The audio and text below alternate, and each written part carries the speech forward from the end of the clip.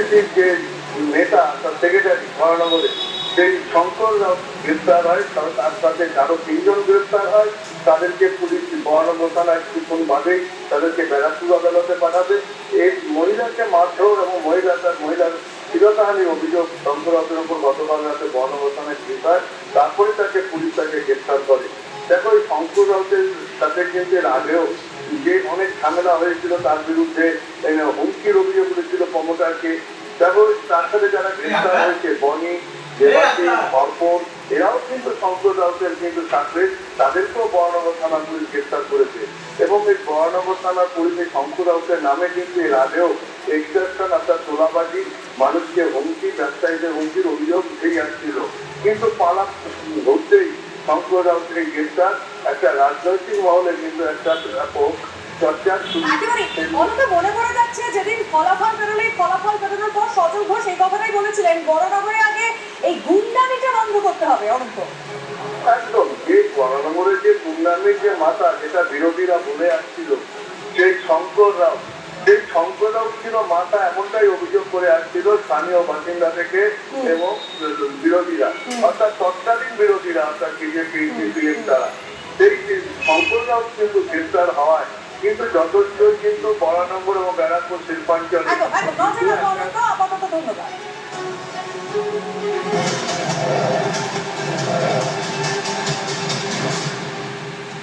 ফের দাম বাড়লো পেট্রোল ডিজেলের। 10 দিনে 3 বার বাড়লো পেট্রোল ডিজেলের দাম।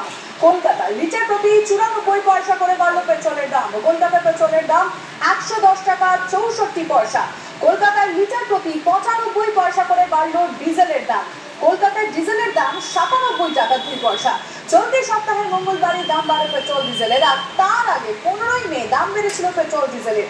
সিএনজির দাম বেড়েছে লিটার প্রতি 1 টাকা করে।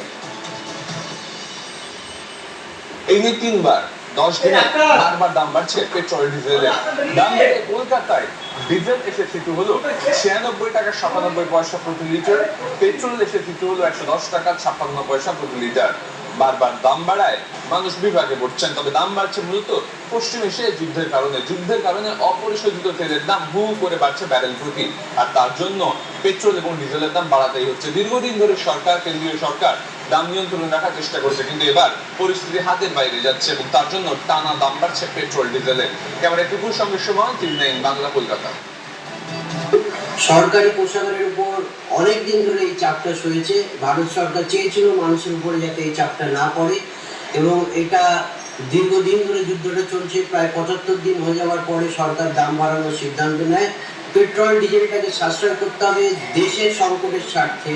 দেশের আমি বলবো যে এরকম একটা ভারতবর্ষ জুড়ে যে ত্রাহি রব, সেটা কিন্তু এখনো শুরু হয়নি। পেট্রোল পাম্পে পেট্রোল পাওয়া যাচ্ছে, সরবরাহটাকে সরকার জারি রেখেছে। মানুষকে একটুখানি আমি বলবো সচেতনতার পরিচয় দিতে হবে, পেট্রোল ডিজেলটাকে সাশ্রয় করতে হবে, যাতে আগামী দিনে পেট্রোল ডিজেলের জন্য ভারতবর্ষ বড় কোনো সংকট না দেখা দেয়।